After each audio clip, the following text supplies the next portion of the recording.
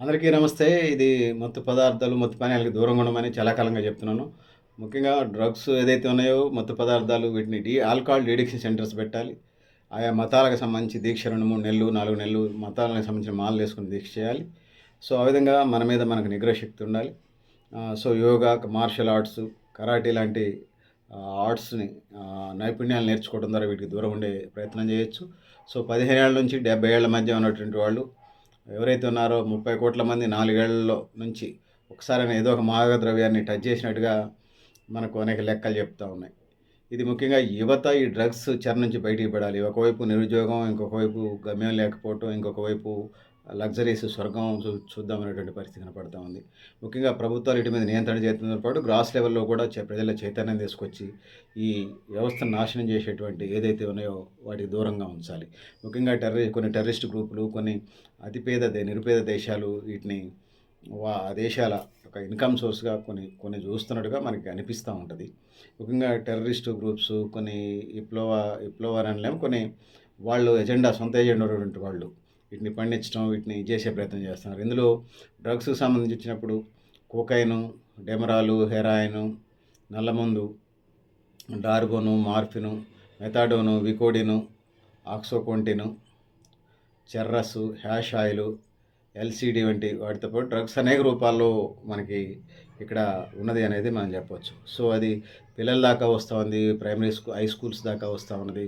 చాక్లెట్ల రూపంలో, అంబర్ల గుట్కాల రూపంలో కలిసి వస్తూ ఉన్నది. దీన్ని ఒక యుద్ధ ప్రాతిపదికన దీన్ని ఎండగట్టాలి. దీన్ని వెనక్కి కొట్టాల్సిన అవసరం ఉన్నది సోదరులారా, సోదరీమణులారా. సో, మత్తు పదార్థాలు కానీ, మత్తు పానీయాలు కానీ ఇది మెదడు మీద ప్రభావం చూపిస్తాయి కాబట్టి వద్దంటున్నాం.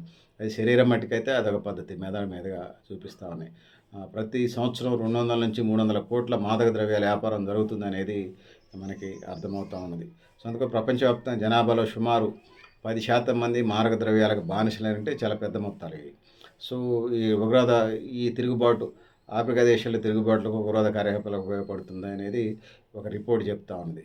సో, అటు ఆఫ్ఘనిస్తాన్‌లో పాపి నల్లమందు బాగా పండిస్తారు. దానివల్ల డబ్బుతో వచ్చినటువంటి తాలిబాన్ వాళ్ళు కానీ, ఇతరులు కానీ చెప్పేసి చెప్తా ఉన్నారు. కొన్ని మాఫియా గ్రూప్సు, కొంత సైన్యాలు ఇట్లా ఈ విధంగా చేసేసి సో, మన దేశంలో సుమారుగా 15 కోట్ల మంది మాదక ద్రవ్యాల బాధితులు ఉన్నారని చెప్పేసి అర్థమవుతా ఉంది. కొకైన్ వ్యాపారం భారత్‌లో సాగుతున్నట్టుగా మనకు అర్థమవుతా ఉంది. సో, ఒక్క గ్రాము సుమారు అంటే కొకైన్ 1 గ్రాము సుమారు రూ. 60,000 ధర ఉంటుందట. సో, మన దేశంలో 200 కిలోల కొకైన్ వినియోగిస్తున్నారని తెలుస్తుంది. అంటే వాళ్ళకే కాకుండా వాళ్ళకి వాళ్ళు ఉపయోగపడరు, కుటుంబానికి ఉపయోగపడరు, దేశానికి ఉపయోగపడరు, ప్లస్ శాంతి భద్రతల ఉల్లంఘనకి దారితీస్తుంది ఇది అనేది నేను తెలియజేస్తా ఉన్నాను. ఈ డ్రగ్స్ మాఫియా ముఖ్యంగా గ్రామీణ ప్రాంతాల కంటే పట్టణ ప్రాంతాల్లో ముఖ్యంగా యువత ఎవరైతే ఉంటున్నారో వాళ్ళకి సంబంధించి టార్గెట్ చేసుకొని వాళ్ళకేదో స్వర్గం చూపిస్తున్నట్టుగా అందులోకి తీసుకెళ్తున్నారు. అదొక మానసిక రుగ్మత తప్ప మరొకటి కాదు. సో, ఆ విధంగా యువత ఒక రకమైనటువంటి దీనిలోకి వెళ్ళిపోతున్నారు. ఒకసారి అడిక్ట్ అయిన తర్వాత ఆ నుంచి బయటికి రావడం చాలా కష్టంగా ఉంది. అది మాత్రల రూపంలోన, ముక్కుల్లో పీల్చుకునే పొడుల రూపంలోన, ఇంజెక్షన్ రూపంలోన, ఇంకో రూపంలో ఏదైనా ఏ విధంగా చూసినా కూడా అది నష్టమని తెలియజేస్తున్నాను. అది సిగరెట్లో పెట్టుకొని కాల్చేవాళ్ళు ఉన్నారు. ఏ విధంగా చూసినా కూడా అది నష్టమని తెలియజేస్తాను. కొంతమంది బీడీల్లో పెట్టుకొని అంటే రకరకాల పద్ధతుల్లో వాళ్ళు మత్తుకు అలవాటు పడిన తర్వాత భారత ప్రభుత్వం narcotic drug and psychotropic substances చట్టాన్ని చేసింది. చట్టాలనేది కాదు, ప్రజల్లో అవగాహన పెంచాలి. ఆ విధంగా ముందుకు పోవాల్సిన అవసరం ఉంది. న్యూఢిల్లీలో 1986లో మార్చి 17న ఏర్పాటు చేశారు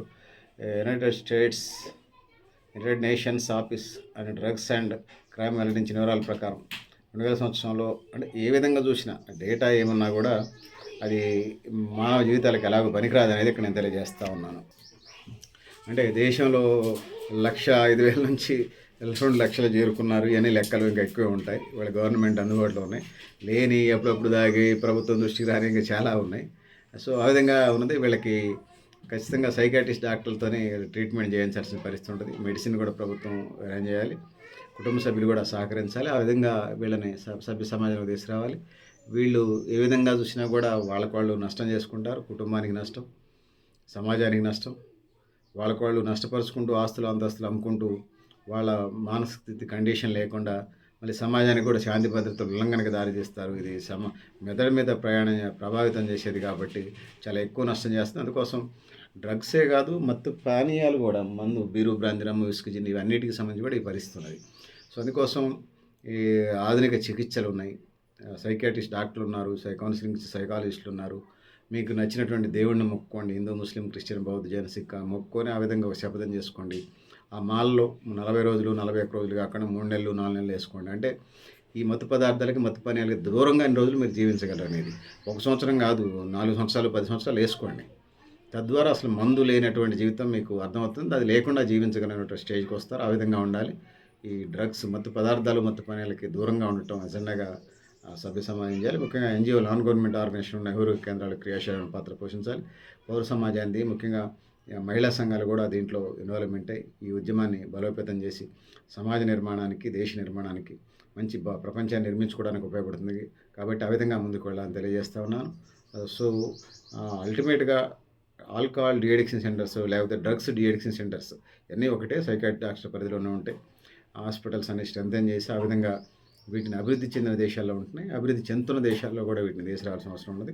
తద్వారా డ్రగ్‌కి అడిక్ట్ అయినోడు వాడు మానకపోయినా, మానాలనుకున్నోళ్ళైనా మానటానికి ఆస్కారం ఉంది. అల్టిమేట్‌గా ఇది తప్ప మరొకటి లేదు, డీ అడిక్షన్ సెంటర్స్ తప్పితే. సో, అందుకోసం వాళ్ళని బానిసత్వం నుంచి బయటికి తీసుకురావాలి. దాంట్లో కూరుకుపోయిన వాళ్ళని సభ్య సమాజంలో తీసుకొచ్చి వాళ్ళ కాళ్ళ మీద వాళ్ళు బతికేలాగా మనం ముందుకు తీసుకోవాల్సిన అవసరం ఉందని తెలియజేస్తా ఉన్నాను. ఆ విధంగా ముందుకు పోవాల్సిన అవసరం ఉందని తెలియజేస్తా ఉన్నాను. నేను Gaddepalli Satyanarayana, new Lakshya organisation. Thank you. Thank you అండి.